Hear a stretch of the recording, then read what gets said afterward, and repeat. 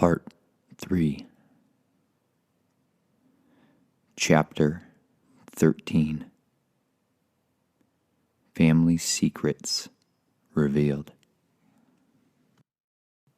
The underground's ruling families, like the one I was born into, have spent a tremendous amount of time and resources perfecting ways to ensure their secrets are kept. The secrets, as they refer to them, are not ever to be shared with those who are born outside of the chosen lines. In these secretive upper echelons of society, the preeminent focus and determining factor in one's life is not necessarily from the choices you make, but rather who your ancestors are that gave you life. Genealogies and marital bloodlines are the most sacred and revered doctrines. One who is born outside of these specific and chosen bloodlines is perceived as something of a subspecies or a lesser being. Often these people are referred to as goyim, uninitiated, outsiders, useless eaters, or even cattle. The Hebrew word goyim contains at its root the idea of the nations or those who are outside. The world is slowly being indoctrinated into this ideology through the revised worship of muggles, half-breeds, or purebloods. This doctrine is heavily reinforced as the bloodline families believe that they have the divine right to rule as given to them by their ancestors or the gods of old, the Nephilim, those offspring prodigies of the fallen angels of Genesis 6, who came down in the days of Jared and left their heavenly estate so that they could procreate with the daughters of men. These fallen watcher angels taught humankind forbidden secret knowledge such as sorcery, enchantment, root cutting to produce hallucinatory substances that allowed the user to travel into their realms. Other watchers taught mankind the making of weapons, astrology, putting on beauty masks, sacred geometry, and the communing with the spirits through mediums, divination and meditation, as outlined in the biblically endorsed books of 1st Enoch, Jasher, and Jubilees. The hidden wisdom or gnosis was scattered at Nimrod's tower and birthed the mystery religions. The pineal crown of the rulers over so many of these beliefs is the doctrines of Gnosticism, which is the many-headed hydra of deception.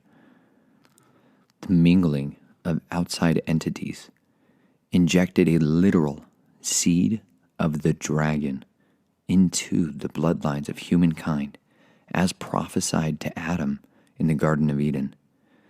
This injection of outside genetics led to the corruption of all flesh and to complete and total wickedness before the Father brought the great flood to cleanse and start again.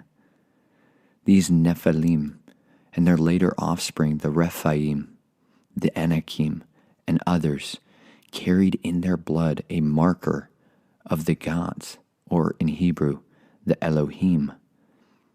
These beings became the gods of mythology, like Poseidon, Athena, Hercules, and Thor, who once more have gained cult followings. The practice of deifying people into godhood carried on with the pharaohs, kings, and emperors, even presidents, popes, and priests, whose bloodline could be traced to these fallen ones or their progeny, became themselves their very own gods of old.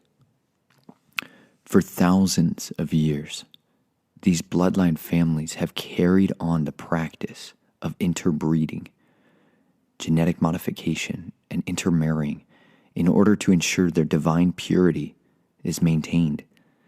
At its most debased and realistic level, this has led to the keeping of oaths sworn through incest, murder, and hatred. In recent days, the phrase, the Illuminati, has flooded our culture.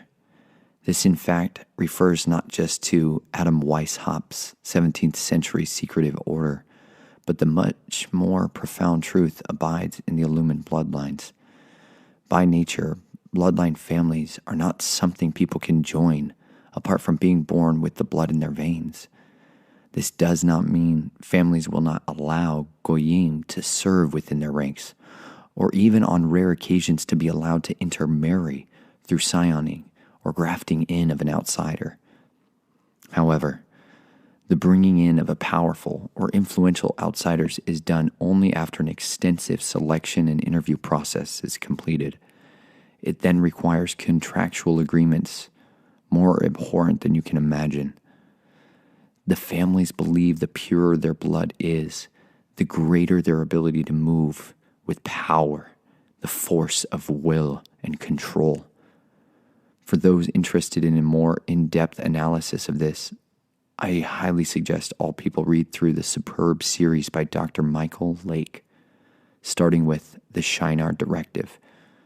Also, you can see Gary Wayne's book, The Genesis 6 Conspiracy, and Johnny Cerrucci's work on The Illuminati Unmasked, Secret History, and The Eaters of Children, The Pedocracy Exposed. For further references, see Dr. Stephen Pidgeon's work at Sefer.net. These dynastic families have perfected the art of hiding in plain sight, such as those of the Rex Dias or the dragon bloodlines of Europe, like the Scythians or the Lees of China. In doing this, they've passed on not only what they believe to be the divine seed, but also with it the secrets and hidden wisdoms only to the initiates that they believe are worthy to receive it. My family and the ancestors of my bloodline selected specific individuals within their families to carry the secrets or to become guardians who ensure the secrets are protected at all costs. They are the ones who keep houses and ensure the dynasty and estate is well maintained. This was my main function for the Brotherhoods of the Illuminists, like the Masons and Mormons.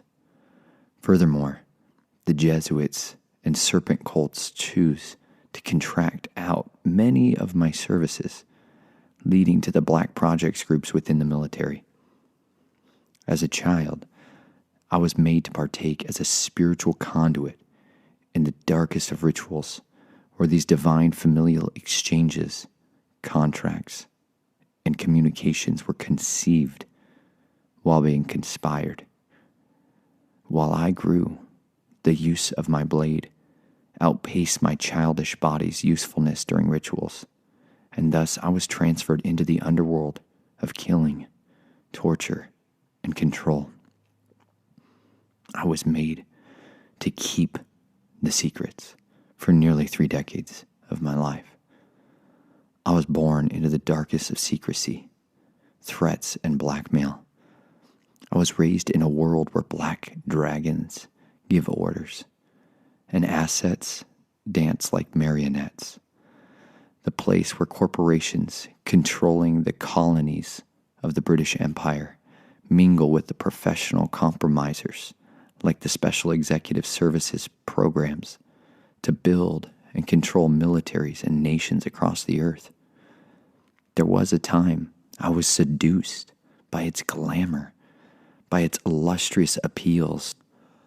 But once you've been served up as dessert for the pedophilic desires of state-visiting dignitaries, you can't stand to lust for their power or status. I have come to hate evil, and instead I choose to come to the light and let all mankind see my deeds. The hard truth is that most fear the enemy, but I cannot and will not live another day in silence. And it is time to expose their works of darkness. It is time all people can learn the truth of how these kingdoms operate and how these families can control so many individuals. They have 3 primary methods with which they enforce and enact their will on this earth. And it's time you learn about them.